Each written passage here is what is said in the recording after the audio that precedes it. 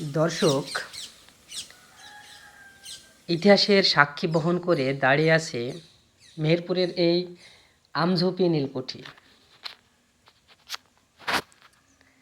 আমঝোপি নীলকুঠি মেহেরপুর জেলায় অবস্থিত তৎকালীন ইংরেজ নীলকুঠি ও বাংলাদেশের প্রত্নতাত্ত্বিক নিদর্শন। এটি মেহেরপুর জেলা থেকে 6 কিলোমিটার পূর্বে আমঝোপি নামক গ্রামে অবস্থিত। এর পাশেই রয়েছে কাজলা নদী। উপমহাদেশে নীল চাষের অবসানের পর বাংলাদেশ প্রতিষ্ঠিত হলে 1972 সালে এটি প্রথম সংরক্ষণের উদ্যোগ গ্রহণ করা হয়। এই প্রত্নতাত্ত্বিক নিদর্শনটি তৈরির শুরুর দিকে নীলকুঠি হিসাবে ব্যবহার করলেও ক্রমেই এটি ইস্ট ইন্ডিয়া কোম্পানির অফিস হিসাবে ব্যবহৃত হতে থাকে। ইতিহাসবিদদের মতে এই নীলকুঠিটি খুব সম্ভবত 1800 এর দশকে প্রতিষ্ঠিত হয়েছিল।